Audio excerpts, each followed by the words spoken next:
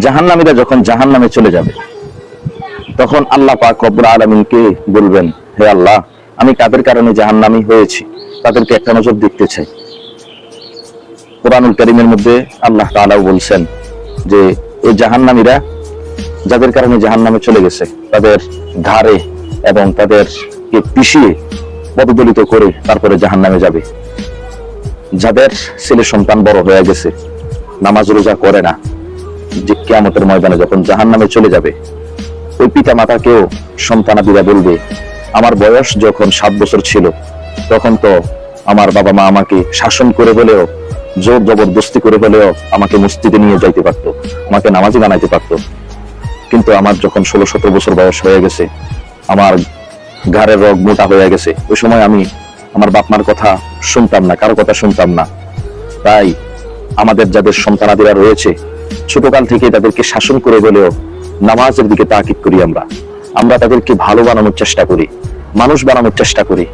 আমরা শুধু দুনিয়াবি কাজে লিপ্ত রয়েছি। আমাদের আখিরাত, আমাদের জাহান্নাম আমাদের চোখের সামনে চলে আসছে। আল্লাহ তাআলা বলেন, মা গররাকা বিরব্বিকাল কারীম, বান্দা তোমাকে কিসে ধোঁকা দিয়েছে? কেন আমার আল্লাহকে তোমরা ভুলে আছো?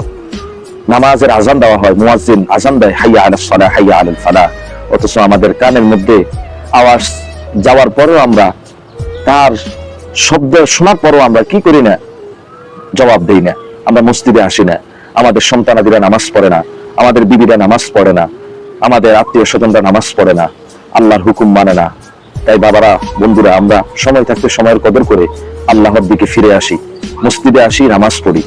বিশ্বকাপ খেলা গেছে, রাত 3টা বাজেও আমরা উঠে গেছি, কেউ আমাদেরকে জাগায় নাই, আমরা নিজেরা নিজের থেকে উঠে খেলা দেখতে চলে গেছি, সারা রাত্র জাগ্রত ছিলাম।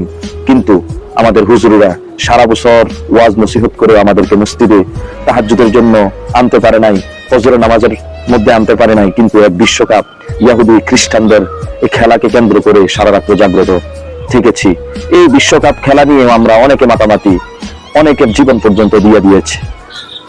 এই মেসি, নেইমার বলে, আর্জেন্টিনা, ব্রাজিল, এগুলা সবগুলো তো বিবরণী। আমরা বিবরণীদের দিকে কেন ছুটছি? আমরা মুসলমান, আমরা ভুলে গিয়েছি আমাদের আদর্শ কি। এই কারণে ভাই, আমরা সকলে আল্লাহর দিকে ফিরে আসি। এই সমস্ত খেলাধুলা বাদ দিয়ে, ইহুদি খ্রিস্টানদের কৃষ্টি কালচার বাদ দিয়ে আল্লাহর দিকে ফিরে আসি, না হয় আমাদের রক্ষা নাই। নবীজি ফরমান, মান তাশাব্বাহা বিকওমিন ফাহুয়া মিনহুম। কেউ যদি কোনো জাতির কৃষ্টি কালচার গ্রহণ করে নেয়, তাহলে সে তাদের সাদৃশ্য অবলম্বন করার কারণে তাদের সাথে কিয়ামতের ময়দানে উঠবে। তাই আমরা সকলেই ভুলে গিয়েছি আমরা কার সাথে হাসর নাসর হবে, আমাদের দুনিয়া আখিরাত কি হবে। তাই আসুন আমরা আল্লাহ তাআলার দিকে ফিরে যাই।